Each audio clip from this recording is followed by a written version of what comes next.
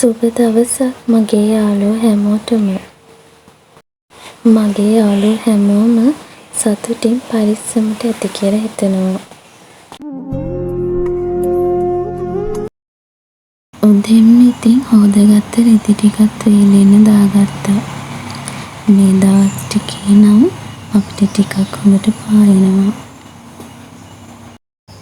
දැන් ඉතින් පායලා තිබුණට දවල් වෙනකොට මොනවා වෙයිද කියලා දන්නේ නැහැනේ.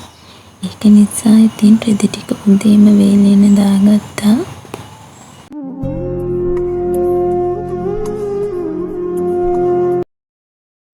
උදේම ඉතින් මල් ටිකක් එහෙම කඩලා බුදු පහන තියන්න තමයි හදන්නේ. උදේම ඉතින් මේ විදිහට බුදු පහන තිබ්බාම හිතට පුදුම නිදහසක් දැනෙනවා.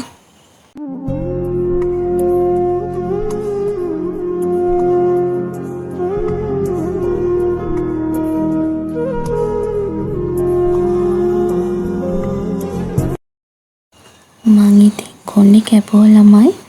දැන් ඉතින් මේ ඉච්චරයි තියෙන්නේ. හස්බන්ඩ් තමයි කැපුවේ. ඉතින් බබත් එක්ක චුට්ටක් අමාරුයි, කොන්නේ ඩැමේජ් වෙලා තිබුණා. ඒ නිසා තමයි ගොඩක්ම ඉතින් කොන්නේ කැපුවේ. මං ඉතින් උදේට කෑම කන්න කියලා තමයි හදන්නේ. මේ වෙලාවේ නම් අපි චූටියා හොඳටම නිදි. ඉතින් ආ හැරෙන්න කලින් ඉක්මනට කන්න ඕනි. අද ඉතින් ලොකුවට මොකොත් හැදුවේ නැහැ. බත් වේලා අල තෙල් දැම්මා. ඉතින් බබා හැරුණාම යාට කවන්න ඕන නිසා මං ඉතින් ඉක්මනට කනවා. අද ඉතින් බබාට මං හදලා දෙන්න යන්නේ ඕට්ස් වලින් ඔය කෙසෙල් බිත්තර දාලා හදන ෆෑන් කේක් එක. මේක හරිම රසයි. ඔන්න ඉතින් අපි ෂූටිය හැල්ලා ආවා කියන්නේ ආවද මං අරගෙන ආවා. කුස්සියට තියා මේ විදිහට සෙල්ලම් කර කර ඉන්න අතරේ මම හදන්නේ පෑන් කේක් එක ඉක්මනට හදාගන්න. ඉතින් එයා මේ දවස්වල චුට්ටක් බත් කන්න හොර වෙලා ඉන්නේ. ඉතින් බත් කන්න හොර බබාලට මේක නම් හොඳ කෑමක් උදේට දෙන්න. ඒ වගේම අමතරව දෙන්නත් හොඳයි. මම ඉතින් මේක අද උදේ කෑමට තමයි දෙන්නේ. ඉතින් අර බිත්තර කෙසෙල් ඕට්ස් දාලා මේකට ෆ්‍රෙෂ් මිල්ක් දානවා නම් දාගන්නත් පුළුවන් පොඩ්ඩක්. ඒක ඉතින් හොඳට බ්ලෙන්ඩ් කරලා පෑන් එකක් තියලා මේ තෙල් චුට්ටක් හරි බටර් ටිකක් හරි දාලා මේක හදාගන්න තමයි තියෙන්නේ. හරිම රසයි. ඒ වගේම හරිම ගුණයි. හොඳට බඩත් පිරෙනවා. ඉතින් මේ විදිහට ඒක හදලා දුන්නා මෙයා ඉතින් මේ අර බත් වලට වඩා හරි ආසාවෙන් කනවා.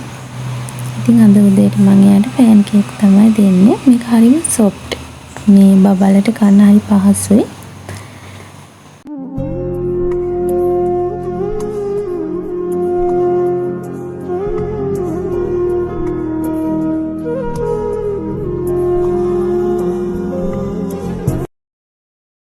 මේක ඉතින් ටිකක් පරිස්සමට දෙපැත්ත දාගන්න ඕනේ. බලන්නකො ඉතින් මට වෙන වැඩේ.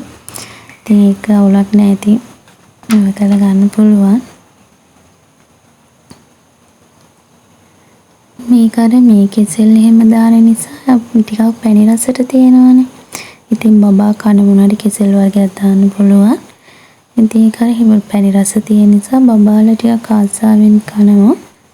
ඉතින් මාස 8ට වැඩි බබාලා ඉන්නවනම් මේක අමතර ආහාරයක් විදිහට හරි උදේ ආහාරයක් විදිහට හරි දීලා බලන්න. හරිම රසයි. බබාලා ආසාවෙන් කනවා.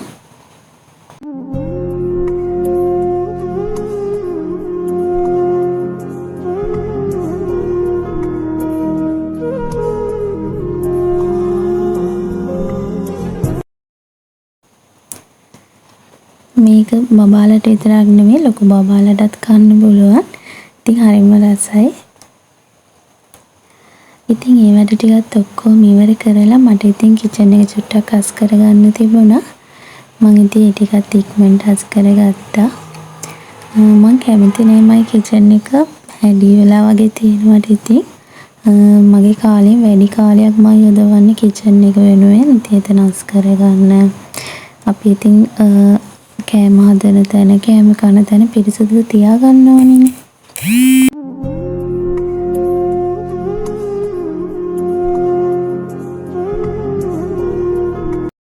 දැන් නම් ඉතින් මේ ටිකක් හවස් වෙලා මං ඉතින් තේ එකක් බොන්න කියලා තමයි හදන්නේ.